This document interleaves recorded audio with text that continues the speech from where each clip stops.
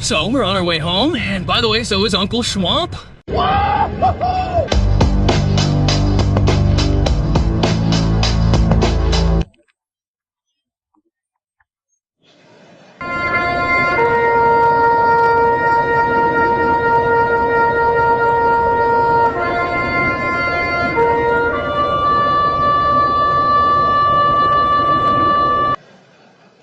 What the hell?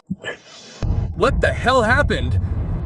They formally declared war upon the World Economic Forum in front of the audience.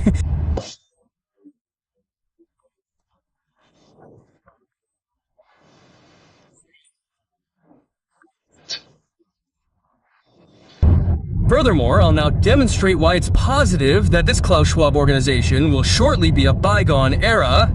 I'll achieve this by reading aloud what's featured in today's edition of Der Spiegel. And none other than the Green Party's ultimate papist, Jürgen Tran, is making people sit up and take notice today with the following sentence. 8 German Greens contributed to the right-wing farmers' lobby and anti-Europeans, blocking a step towards greater EU sovereignty with a 10-vote majority. You have to watch that, and Oz is about to follow up with another one.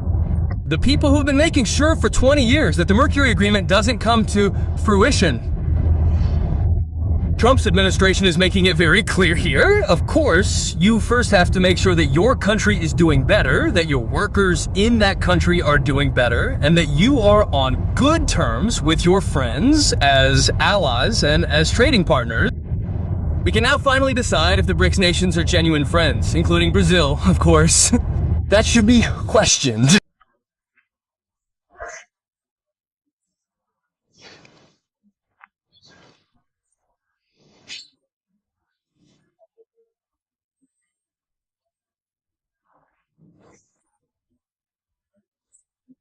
Behind the American workers, behind and what we are here to. America First is a different model, one that we encourage other countries to consider, which is that our workers come first.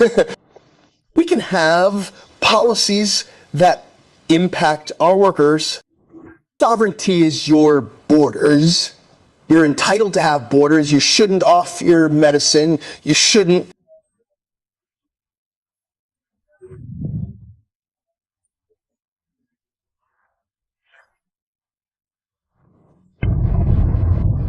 We should also not be dependent. Of course, it's impossible for us to provide everything ourselves, but with regard to these particular products, it's absolutely hilarious to see our foreign minister at the Green Week event.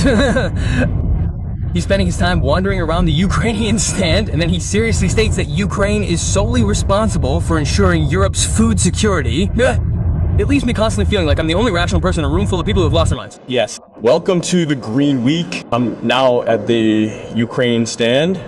Ukraine is a very large, successful agricultural country, absolutely critical to Europe's food security. It's truly essential given its provenance primarily from the Marrakesh region, i.e. Africa, which has historically been the world's breadbasket. It is therefore entirely illogical to compromise the reliable supply of this indispensable resource. Schwam clearly and unequivocally demonstrated yesterday just how misguided our strategy is in focusing industry number 3 solely on wind and solar energy sources, Hopefully everyone knows by now that this is crazy. There are windmills everywhere in Europe. Windmills everywhere you look. They are losers. They are a waste of money. The more windmills a country has, the more money is lost, and the worse things are. Whoa. China manufactures almost all the windmills, and they have not seen any wind farms or wind parks in China itself. No, imagine that. The Chinese are smarter. They make good money selling this to the gullible people who actually buy it. But they do not use them themselves. We use renewable energies which cost nothing, and that is the solution for the future. The opposite is the case. They cost us because they need a double structure. They need 100% backup. The high-pressure prayers are simply bigger than Germany. And if there is no wind, then there is often no wind in the whole of Germany, and then the guaranteed output from wind power is 0 every time. They are putting up a few large wind farms there, but not using them. So this is just an exhibit. These windmills in China are not turning. China still predominantly uses coal. danger to the world isn't the ozone holes, but rather the chimneys. Climate projects are financed abroad that probably didn't even exist. Out of 75 projects in China, for example, only one is considered unsuspected. Oil, gas. They're also giving some thought to nuclear energy, and they're quite pleased with their current situation. They are making a fortune selling windmills. They wouldn't be surprised if it suddenly stopped. They're genuinely shocked that people continue to buy these utterly crazy things, things that shred birds and cause untold suffering, among other things. I am disappointed with politics, including the Greens. I have to say that honestly. Danger has begun and is now averted. How can I put it? We still need a financial community. Stupid people are buying these windmills. These are truly destructive political measures. The effect has been to stifle growth, causing a decline in birth rates, and obstructing the process of social integration. We are seeing hostile forces arriving from abroad, and unfortunately our own military strength is considerably lower. He's the one who? Read us the validity marks here, which public radio utterly ignored in their reporting of this event. But that which is fundamental to your sovereignty on any other nation, and if you're going to be dependent on someone, darn well better be your best allies. And so that is a different way of thinking. It is completely different than I viewed as not a flagpole in the middle, but in fact, they are the flag. Whichever way the wind blew, so it blew, so it blew. You should have solar, you should.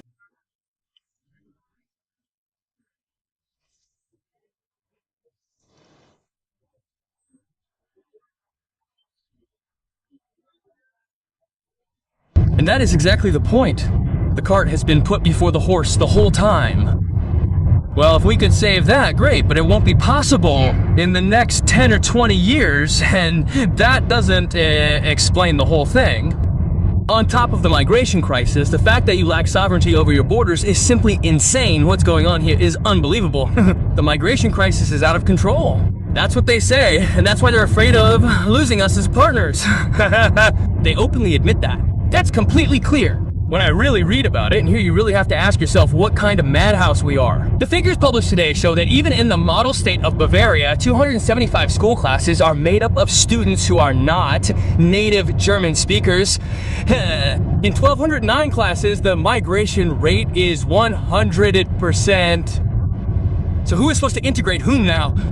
A big difference whether someone from neighboring Holland speaks a language that is very closely related to our Low German. We're comparing a German citizen, perhaps escaping the Nazis, who flees to America on the one hand, with someone from Pakistan who chooses Germany as their destination. The stark contrast is readily apparent. The differences are immense. Certain places in Europe are not even recognizable, frankly, anymore. They're not recognizable, and we can argue about it, but there's no argument back.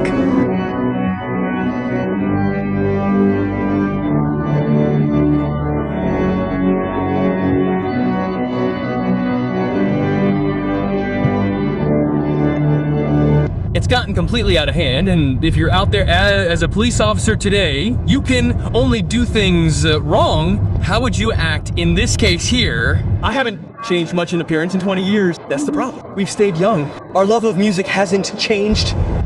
Oh, nonsense. No, I don't mean the two new commentators for Wet Dots, but rather this gentleman here, the expert from Black Africa.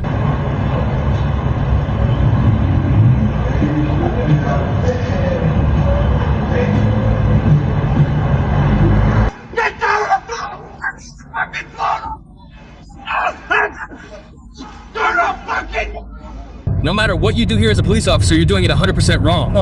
One significant contributing factor is the shrinking NGO network. This network is responsible for quickly reporting any online expression that is not to the liking of those in power, resulting in swift consequences for dissenters. And up there are these good people.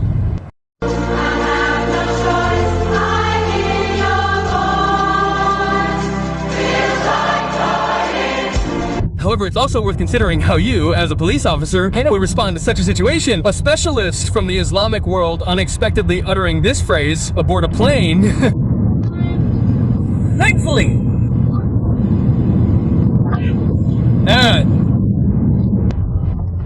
America, I have a friend to drive me. Yes. Yes. Exactly. Exactly. Yes, Asabin.